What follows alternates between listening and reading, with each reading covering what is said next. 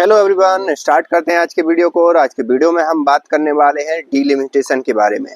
हमारी संसद में इस बात पर बहुत ही बहस छिड़ी हुई है और एक प्रकार से झगड़ा कह सकते हैं या वाद विवाद की स्थिति बनी हुई है इस डिलिमिटेशन को लेकर।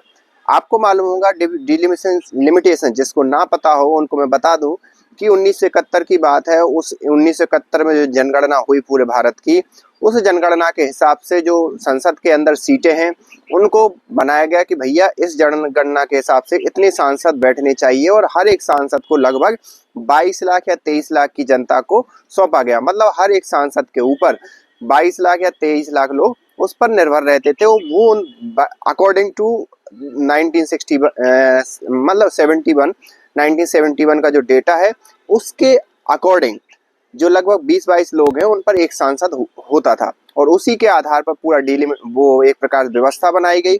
और पूरे संसद में हमें आज की डेट में 545 के लगभग सांसद देखने को मिलते हैं। वो बात अलग है कि कुछ अलग अलग क्षेत्रों से भी हम उनको चुनते हैं, ऐसा नहीं है कि पूरे के पूरे सांसद हम जनता ही चुनती है।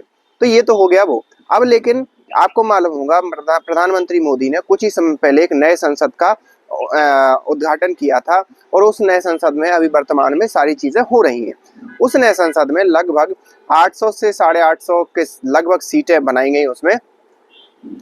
और उसमें क्या हुआ, जैसे ही सीटें ये 800 से 850 बनाई गई उसके अंदर फिर क्या, और उस समय ये व्यवस्था बनाई गई थी कि आखिरकार हम इस डिलिमिटेशन को आगे कैसे बढ़ाएंगे। तो उसी आधार पर 2026 में डिलिमिटेशन होना था और जो कि हो रहा है, वर्तमान गवर्नमेंट कर रही है। लेकिन उसमें 2011 की जनगणना को आधार बनाया गया और 2011 की जनगणना को अगर आधार बनाया जाएगा डिलिमिटेशन को, तो लगभग 816 सीटें जो भी अनुमानित हैं वो होनी जा रही हैं। तो 816 सीटें वो तो अलग है कि सांसद वहां पर बन जाएंगे, लेकिन 816 सीटों पर फिर क्या होगा, जैसे ही हम 2011 की जनगणना को आधार मानते हैं तो लगभग 121 करोड़ लोग भारत में थे उस जनगणना के आधार पर। तो अगर हम उसको 816 से डिवाइड करें तो लगभग 13 से 14 लाख लोग हर एक सांसद के उस पर अधिकार क्षेत्र में आ जाएंगे। तो ये कहीं ना कहीं सांसद के लिए भी इजी हो जाएगा उस जनता का एक प्रकार से विकास के कार्यों में हाथ बटाना।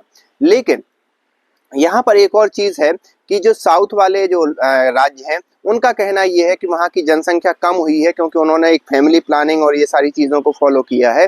तो वहाँ पर जो है कम सांसद मिलेंगे और जब वहाँ पर कम सांसद मिलेंगे तो उनकी आवाज़ भी कम होगी संसद के अंदर। तो इस गवर्नमेंट ने जो वर्तमान डिलिमिटेशन कर रही है, प्रधानमंत्री मोदी की गवर्नमेंट, उन्होंने कहा है कि सीटें किसी की कम नहीं होगी बल्कि लगभग 50% सीटें वहाँ पर बढ़ जाएंगी। तो ये तो हो गया एक पूरा मतलब एक प्रकार से खांचा कि किस प्रकार से डिलिमिटेशन होने जा रहा है और वो होगा।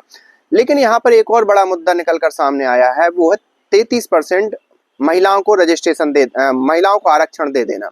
और 33% महिलाओं को आरक्षण देने का मतलब ये है, अलग अलग विपक्षी दल उसका विरोध कर भी नहीं पा रहे हैं लेकिन विरोध भी कर रहे हैं और उनका कहना ये है कि ये एक प्रकार से डिमोनेटाइजेशन है भारत की राजनीति का। भारत की राजनीति का डिमोनेटाइजेशन उनके अलग अलग कार्यकलाप है। उनका कहना है कि जब मान लो संसद में एक प्रकार से 33% महिलाओं के लिए आरक्षित की जाएंगी तो उससे क्या होगा कि जो वर्तमान सांसद हैं उनको रिप्लेस होना पड़ेगा। जब वर्तमान सांसद रिप्लेस होंगे तो कहीं ना कहीं जो क्षेत्रीय पार्टियां उनका प्रभाव कम होगा क्योंकि उनका दूसरा नेता वहां पर आगे आ जाएगा।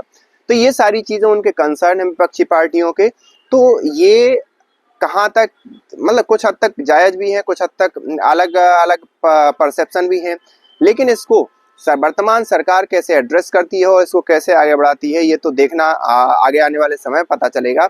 जिसमें एक और एक कंसर्न है कि गवर्नमेंट ये भी कर सकती है कि भाई सीटों को इस हिसाब से डिजाइन करे कि जहां पर उनके ज्यादा फायदा हो रहे हैं वहां पर ज्यादा सीटें बढ़ा दे। जैसे भारतीय जनता पार्टी का आपको मालूम होगा हिंदू कोर वोटर है, तो हिंदू कोर वोटर की जगह पर ज्यादा सीटें बढ़ा दी जाए और हो सकता है मुस्लिम या जो भारतीय जनता पार्टी का कोर वोटर नहीं है वहां पर सीटें कम कर दी जाए।